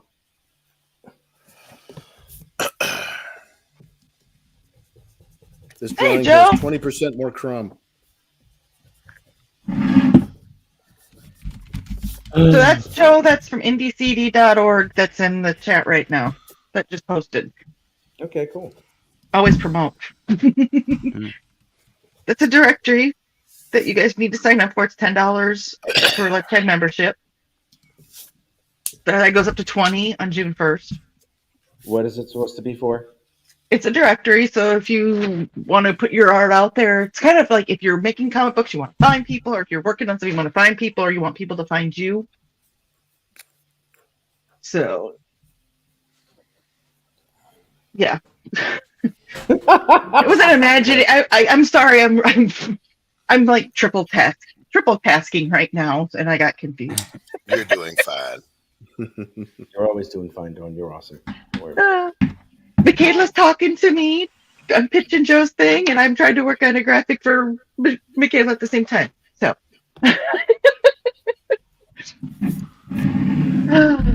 but yeah, so it's basically a directory and if you don't see, I know he's going to be working on different headings. So if you go to indiecd.org, you'll see the headings, and if your heading doesn't match there, but you're still a creative person, you're an artist, you're whatever you are, Joe will work with you in making sure that you can be on there. So Joe's a really nice guy. So I'm sure he is.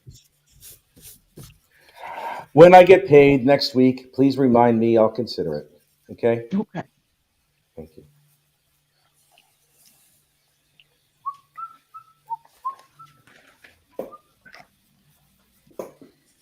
I love Mickey with a quill.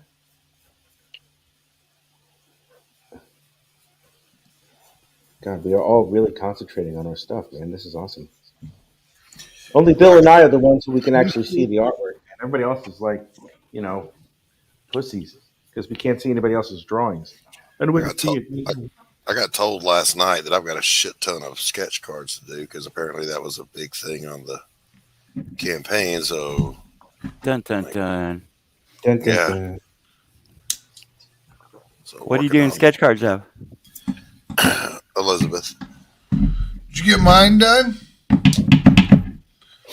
Yeah, you got it. You wanted Elizabeth, right? No, I wanted the golem. Yes, I have your golem done. All right. Rich. Joe Bachman. Working on some Red Sonja sketch cards. You're kidding. You fucking psycho. Really? Nicely done. Nicely done. Fuck. I don't like that I don't like that they didn't print the back like glossy, because I got to protect because when you're drawing on the front, like the back will get all dirty. Yeah. If you're not Yes, it does. So I got to gotta put be careful with a sheet that of stuff. paper on the drawing board because it's not really printed and glossy on the back. But they're pretty cool. I mean, it's like the paper stock seems to be really good though, at least. What's the weight of it? I can't tell. It feels like 80. It feels slightly thinner than an 80 point. But it's not like thin though. It feels thick enough that it still feels like a legit card. It has some weight to it that you're not going to break. Yeah, it's got some weight to it, but it's definitely not like 80. Okay, right. That's cool enough. 80 is like 200 here. It's a GSM. I forgot what an acronym is for, but it's similar. I think 200 or 250 GSM is similar to 80 in the States. I'm not sure. I need to really check on that just to be absolutely certain. I think I wouldn't have even remembered that off the top of my head. It's like if I'm good at multiple choice. I'm not good at coming up with information off the top of my head. Like, what paper stock is that? I'm most likely wrong, so don't trust anything I say. I'm most likely wrong at some point. Who sung Rainbow in the Dark? If he's wrong about something. Yo. That's right. Yeah. Rainbow in the Dark. Don't do it, Rich. Do not never ever again hack Dio. Well, yeah, I'm gonna fucking do it all day now. I'm gonna do it in the shower. Thanks for coming, Rich. Appreciate seeing you. Please get when you come out. Are you still burning wood, Joe? Yeah, I'm getting one more little piece set up here real quick. Ooh, make sure you put your camera on when you do that. Then. Yep. Where? Who's there? Hey, Joe, what's up? What's that? That was Rich. That was Rich saying hi, Joe. Man, what's going on, bud? How's it going? How goes? Not our Rich. It's a different Rich. Yep. Different Rich. Different Rich. Now, getting set up to do another quick wood burning and. Woo! You're gonna ink that fucker right now? You sick bastard. Some of it, just some of it. Nicely done, man. All right, so everybody who pledged to Nira X during the launch stream the other day, last week. Yes. Everybody who pledged during the launch stream is going to get a sticker of this. And not at this angle, because their head's way too big. Perhaps more this angle. Who just died? I know, right? Like a small Cessna plane just crashed into my house. Right? Anyone who ever bought it. I'm glad I can actually ink the whole thing while we were on the live stream. I started penciling it this morning and last night because I was like, I wasn't really sure about the make sure I worked out the pose and everything. Perfect. That's perfectly done. I definitely wanted to finish it like while we were live, like drawing right now. So I'm more in love with the panel from those other pages they showed. As nice as this is, oh, that's insane! Nice pop, nicely done. Bill, have you seen David Sandoval? Bill, have you seen David Sandoval's book? I don't think I have. It's a pirate book and it's all painted. It's fucking badass. Let me see if I can find it. Oh, dude, yeah. I have to write it down so I can look it up too.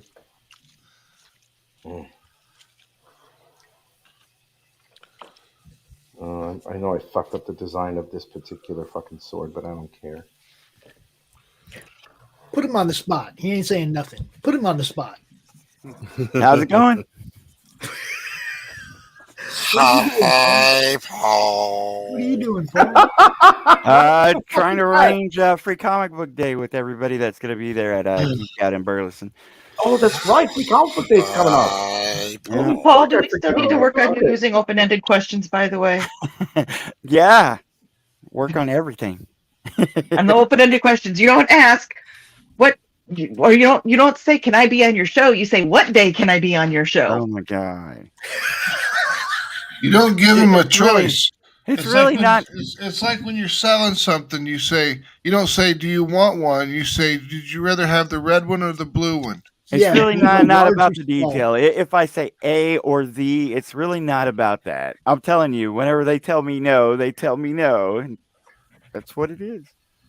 It is what it is. You'd be surprised how many times I've sold comic books at cons by seeing like, do you want cover 1 or 2? Oh, I do great at cons. Usually I do my pool line, which is a psychology kind of question, is like, I know you might not be interested in it, but let me show you this. And usually I sell about 70% of the time. Sweet. See, and that's the open end. But when you go on a show, you don't say, can I be on your show? Again, I'm telling you, whenever you're talking to these people who are running shows, it's not about a letter or word. It's just if they want you on or not. It really is. You were making it about sexism the other day with Laurie. Well, I'm telling you, and it's true. Like I was saying, Carissa was getting on shows. She was coming and telling me they were wide open.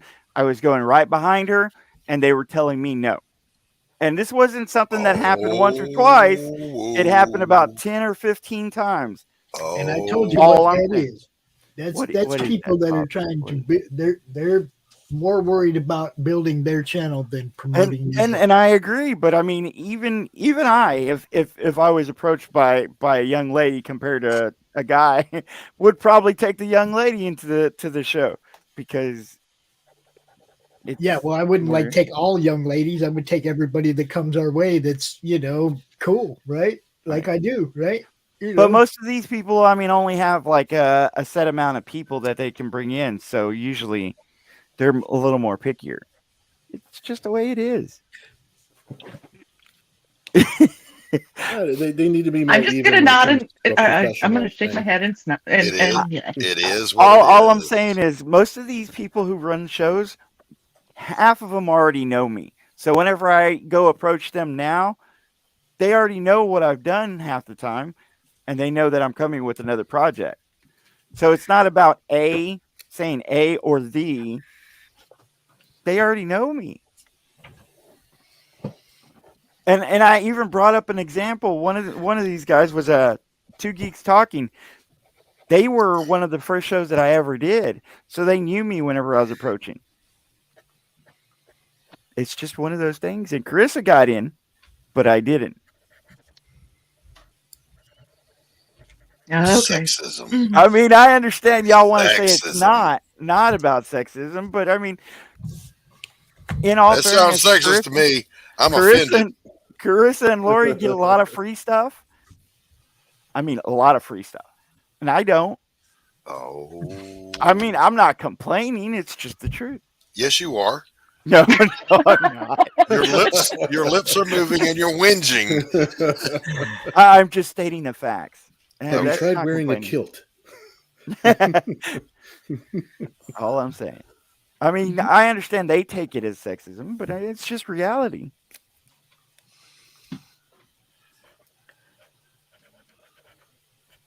I just see it for what it is. It's like if you only do a certain amount of shows a week and you're trying to build your channel, you're going to go to bring in people that are going to bring in more people watching and whatnot. That's why I built a network where we don't have to worry about that kind of shit. With all the different shows we got room for everybody somewhere. Everybody, somebody, sometime. Everybody needs somebody to love. Some of them people book them shows so far out, it's ridiculous too. It's like somebody tells me, I tried to get on that show and they're booked out until August. And I'm like, what? Yeah, some of them are. It happens. I mean, I had to fight to get in the Laurie show. A lot of shit can happen between now and August. Yeah, Laurie had to schedule me. Yeah, Laurie had to schedule us. What? It's because everybody wants to be on Laurie's show. So Doc, when I asked if I could be on the show for Michaela and Joe to pitch them, did you have schedule or did you do that because I'm a girl? What did I say? It's like, do you have any open spots? I said for you anytime. Usually. That's why I said, is that a sexism thing or because, you know? Of course it is. No. It's because. Admit it. Stroke my ego. It's because any of my friends that ask me to do something for them, I will do it if I'm able. It's just the way I'm programmed. In my case, it's because you do what we do. You promote people, you share links, you promote what Joe's doing with the indie CD. You are one of us in the true sense of, trying to get eyes on people's shit. That's what I do. Okay, so you're always going to be welcome around us because you get it. Yes, I'll joke on the side. I think that's Joe. I'm saying, joking. Newspaper. Who is that? I know, right? But the reality is, start muting people, Pops. I am. I'm trying to figure out who it is. Oh, it's Bill. Bill, damn it, Bill. Bill, you need to leave StreamYards and come back. Go out. No. Okay, I'll be back. It's a sexist thing. It was purely sexist. I don't think I was sexist as much as we needed an exorcist. Right? Yeah, that did sound a little evil. True story there. So what's a sexorcist do? Ooh. Well, for $39.95, you can find out. Oh. All you got to do is sign up for his OnlyFans. Buy this book. Just buy We this need that book. as a lead. You do that one on edcd.org. $10 lifetime make. Oh, hell. Sexorcism is not included in that $10 lifetime fee.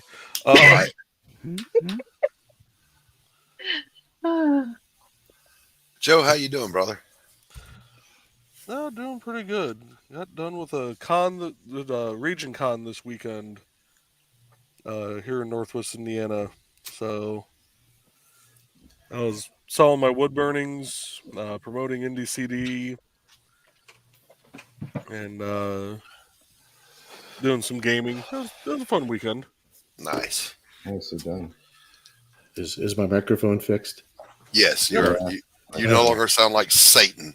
I don't know what it is. My microphone has a time limit. It's been doing that the last 3 streams, and I'm just like, oh crap. You're only allowed to talk for so long. I know. It's like, well, you got your words in. Listen, Get out of here, kid. It started as annoying, then it became terrifying. I mean, like Paul was grabbing his kids and running for the door. Like, we gotta go. We gotta go, boys. I'm glad you said something right away before I made everybody deaf. So, Max. Yeah. Why did you move from whence you were broadcasting? The new location that I'm broadcasting from now? Yeah.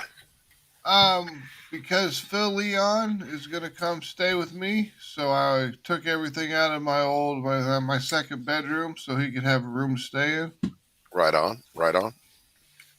No, he got the shaft with the place he was staying at, so needed a place to stay, and I was like, fucking, if you don't got anything keeping you there, move down here with me, man.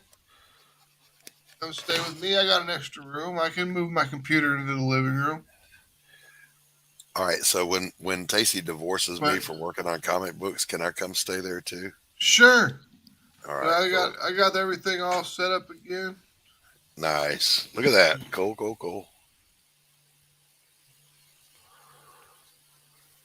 So when we all become single, that's where we have to go now?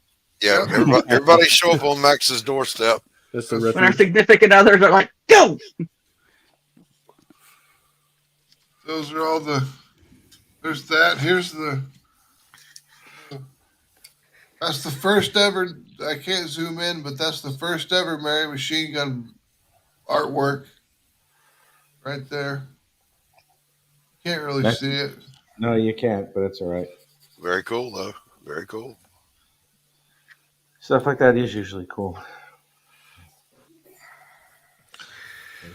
I don't think I need to worry about my wife divorcing me. She'll just throw me out in the middle of construction traffic and see what happens.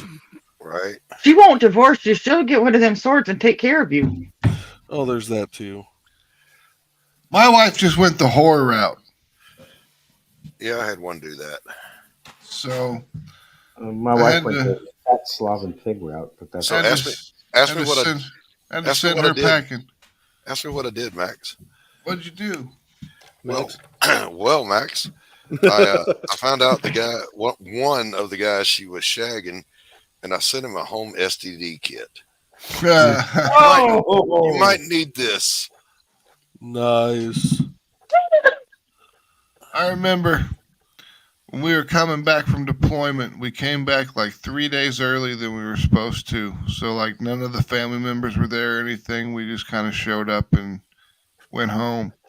And I was helping my E5 at the time carry his A and B bag back with him to his barracks or to his on post housing. And there's his wife leaning over the railing, puking her guts out. And we get up closer and can finally see, while she's puking her guts out over the railing, some dude's behind her just hitting it. Oh my God. And right there on the fucking balcony. And I was like, I set the A and B bag down and I was like, you take care of your business, dude. I'll see you later. Yep. Shit. You go kick that ass. He threw that motherfucker off the balcony. Third floor balcony. Threw him off that motherfucker. Good. What possesses someone to fuck someone's wife who's in the armed forces? They're called Jody. It's called Jody because it doesn't matter if it's a guy or a girl. Jody works both ways. Yep. Jody is a fucking piece of shit. Jesus Christ. You leave your significant other the same way you come home to your significant other. Freshly. Mm-hmm. Yeah, they're F word. I can't say that, because I'm a perfect angel. Right. That's villainous. That's just disgusting. Yep. No, okay, Doc, have you heard that being in the service? So, have I heard that? Yeah, sure. Yeah. Yeah. But we have a way of taking care of Jodies in the military. How do you do that? They get visits in the dark. Yep. You get a 4-man team and stack on the door. That's exactly right, Oh, my friend.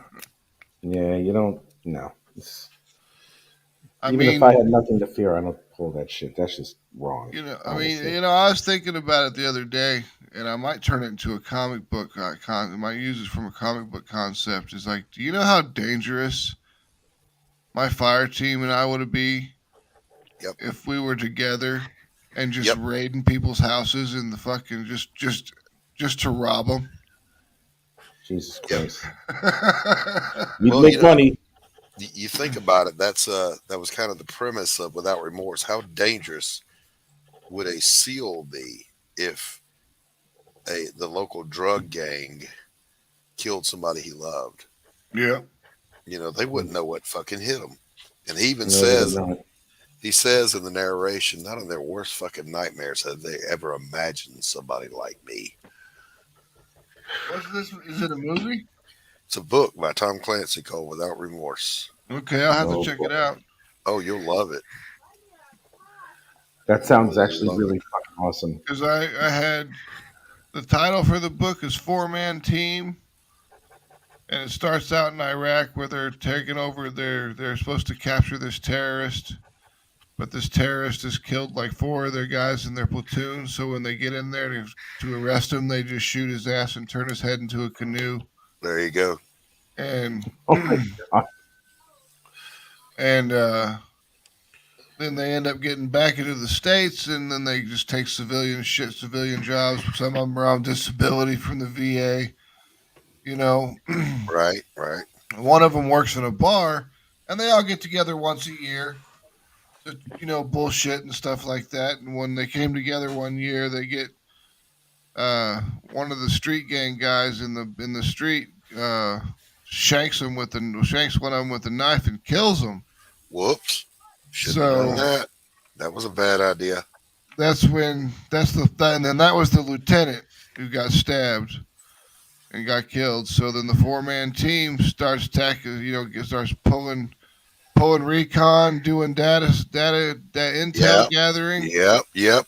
Finding out who the hell they need to go after, where this dude lives, and then they go rob his ass. And they go to kill him, but then they find a whole bunch of money and a whole bunch of drugs. So they end up taking the money and the drugs, and they start selling the drugs and spending the money, and it all just spirals out of control and kind of into a Tarantino style, everything goes wrong type of movie. There's a do not watch the Without Remorse movie. The only thing it has in common with the book is some names, because it's fucking terrible. Get that book, Max, and read it. Yeah, I'll definitely check it out. It is Clancy was already badass. This is the most badass thing he ever wrote. Okay, I'll definitely have to test it out. Yeah. All right, that's 2 sketch cards down. Wow, you're such a workhorse. Shut up and bigonate me. You're so fast. Bam. Lightning. Damn. Lightning Nice. McQueen. That's you. A little bit of titty nipple too. That little peak there. That's nice. Just a little peek. Just a little areola. Areola.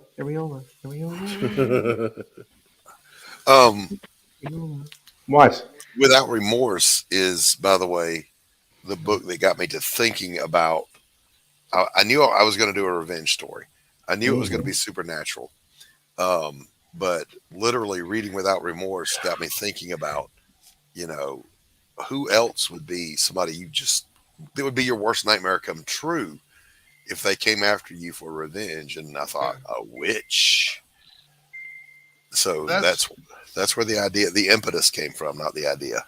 That's where the book we're working on now. We've got probably 15 pages done. Right. Out of 24 for the pencils and inks. We haven't colored it yet, but it's called Love and Madness. Right. And it's about this girl who works for she gets a job for a Russian businessman, and he starts to have a meeting, ask asks her to bring in vodka in 5 minutes exactly, and so she kind of tries to, be a good employee and bring it in early. Right. But when she brings it in early, she finds out that they're talking about child sex trafficking. Oh. And they end up beating the shit out of her, raping her with a baseball bat, not once but twice. The second time with a nail in it. Jesus. That's always. Oh my God. And then they're supposed to kill her, but because they're fucking around with her so long, she stays alive and escapes.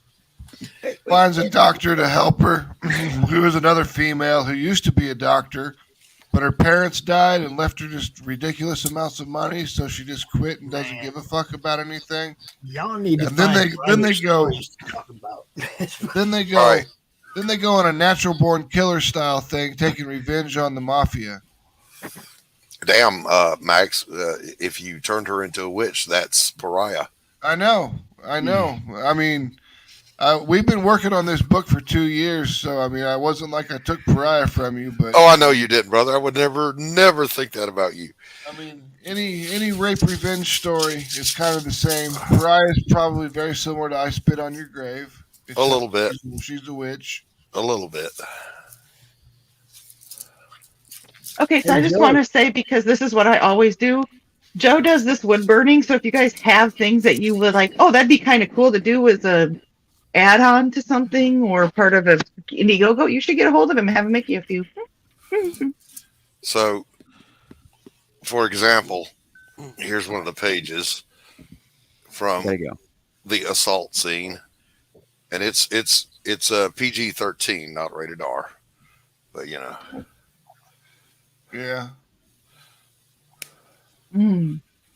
Yep. So, what I was going to say. Oh God, that page pisses me off. I know it pisses me off too. And you have to get good and pissed off in order for what she does to them later. Yeah. To be justified. You have to. Whatever happens to equal the and opposite protagonist reaction. Yes. Needs to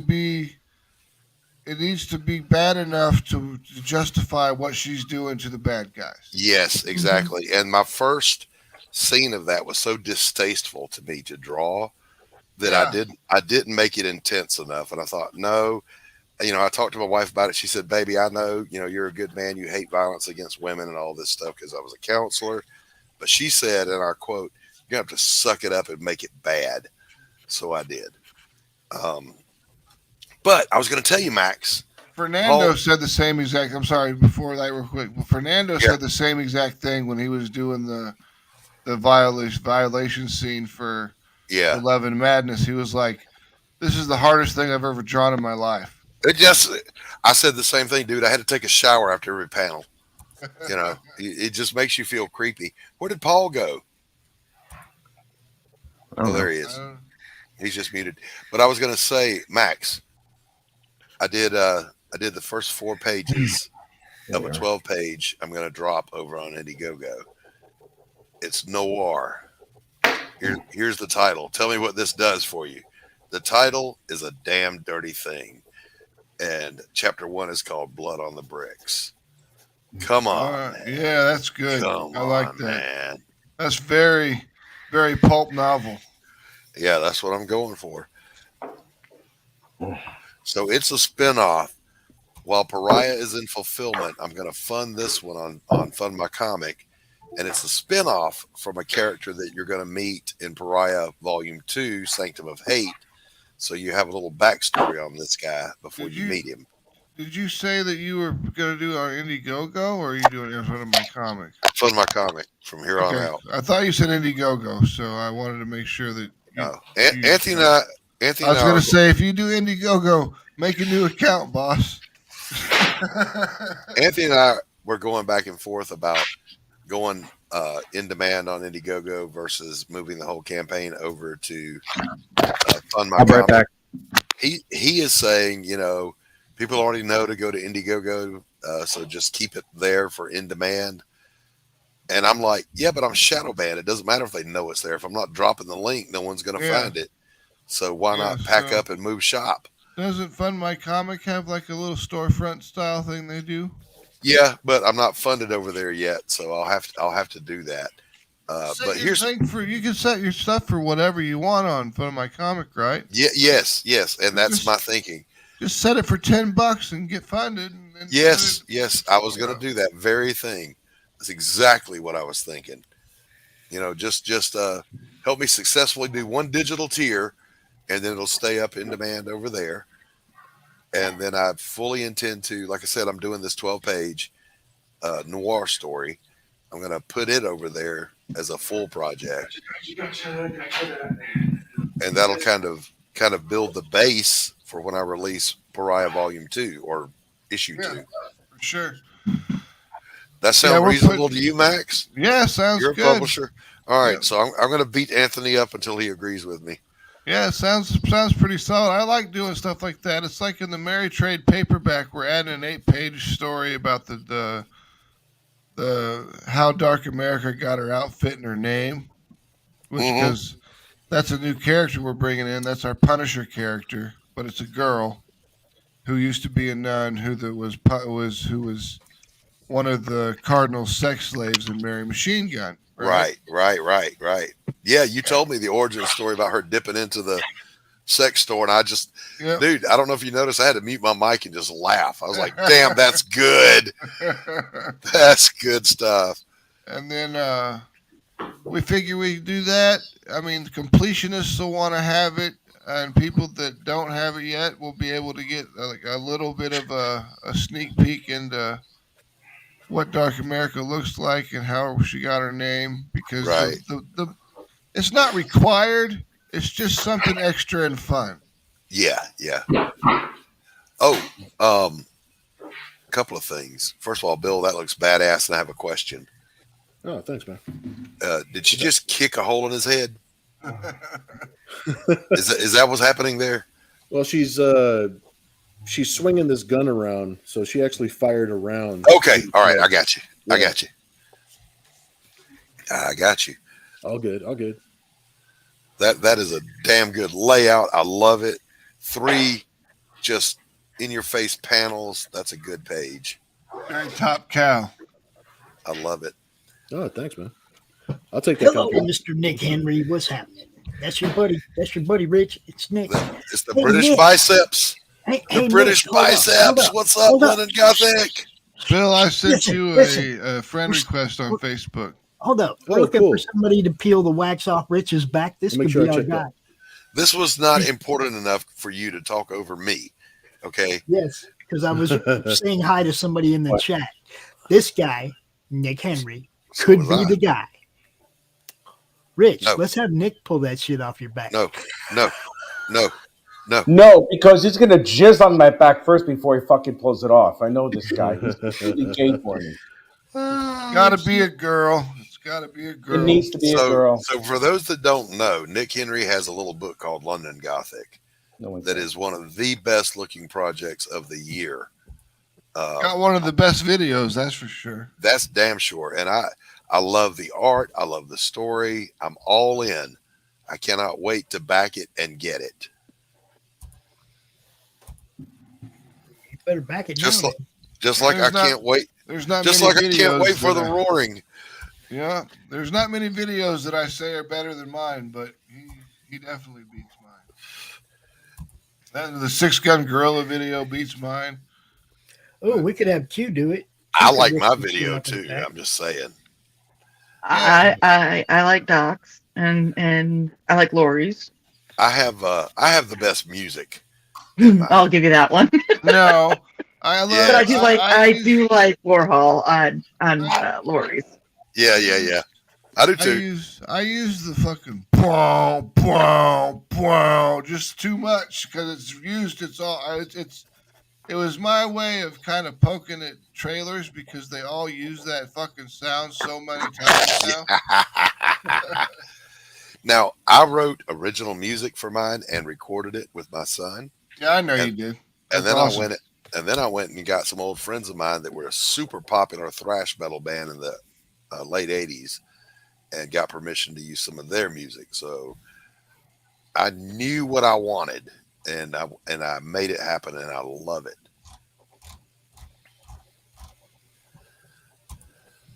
I made mine on my phone.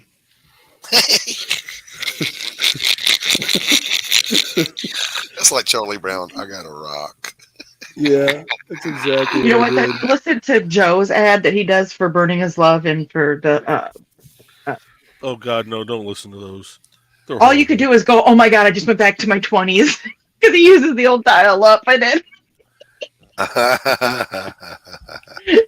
and right away you're like, "Oh shit, what happened to my computer?" The first time you hear it. I love it. I love it. Stay off the phone. I'm on the internet. That's right. Who the hell picked up the phone? That was a real concern. That was for real back then. Yeah, it was. Oh God! Hang up! I'm online. Yeah, at the start of each Behind the Code episode, I have to kill off a robot to start the show.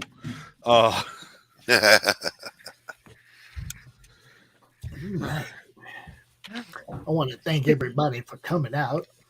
Mm-hmm. And everybody in the chat for hanging out and keeping it live and keeping it popping. Got the show-offs coming up with Texas Dave. Going to be showing off black and white stuff. So if you got some black and white stuff you want to show off, you're more than welcome to come out and join us at 3:30. Just hit me up. I'll send you the link. What do you got, Doc? What's that, Doc? Today's work. Word. Today's work. Two more sketch cards. Huzzah! Huzzah! Huzzah! Thank Bill for coming out. Bill, you come out anytime, man. We do this every Bill. day, 3 o'clock. Yeah, I appreciate you guys, man. This is one that I know it helps. It helps to keep the juices flowing. Exactly. Wow. Especially when you got other people to bounce stuff off of. What do you got there, Joe? What do you got there? That's a Celtic cross design. Nice knotwork. That looks great. Knotwork's cool. That's Very one I did during symmetrical. my stream today, and then I'm trying to finish this one up, but I gotta let the tip cool down so I can switch it back over to the ballpoint to do the lettering. I definitely like that. What does it say? Notice what? It says, notice, this household is following the old ways. We are not interested in having our souls saved. Ooh, that's a commission. I know who that's for.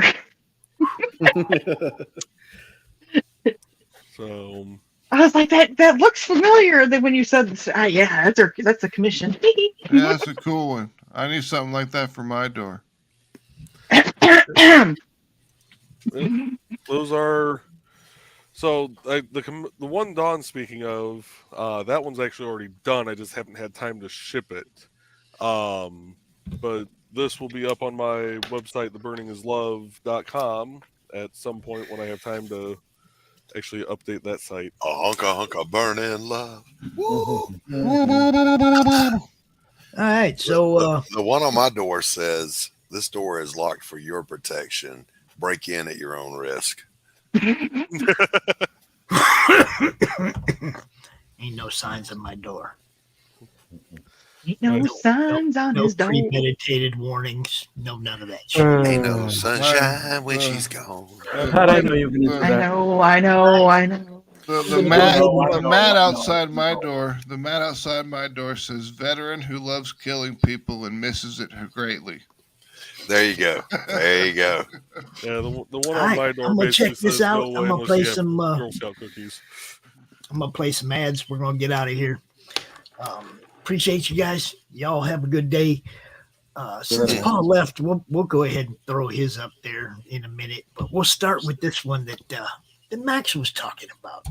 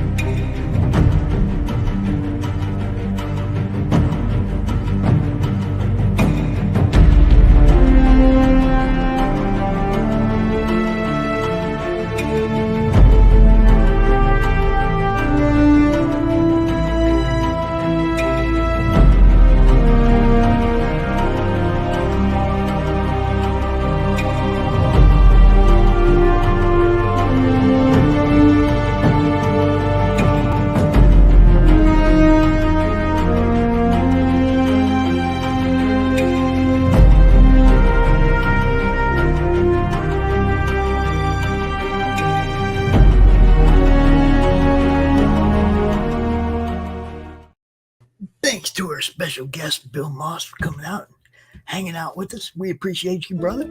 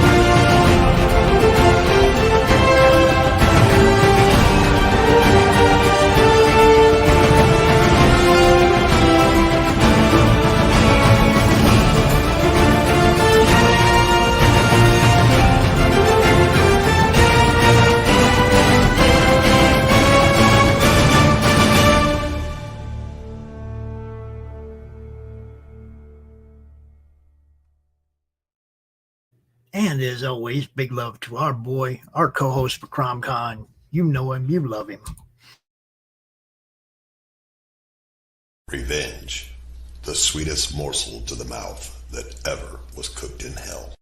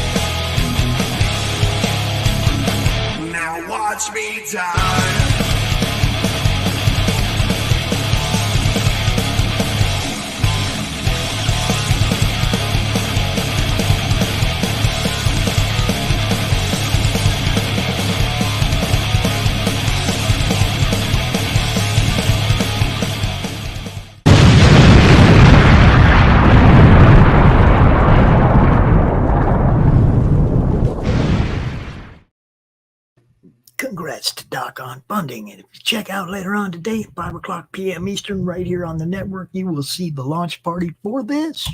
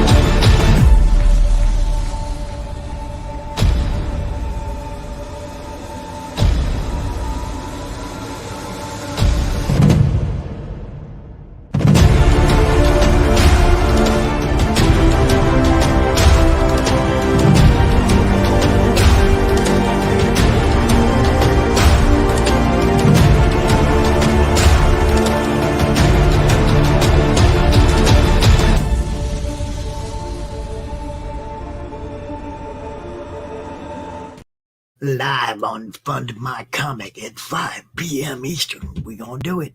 And as always, y'all, go back human hunter. Human hunters.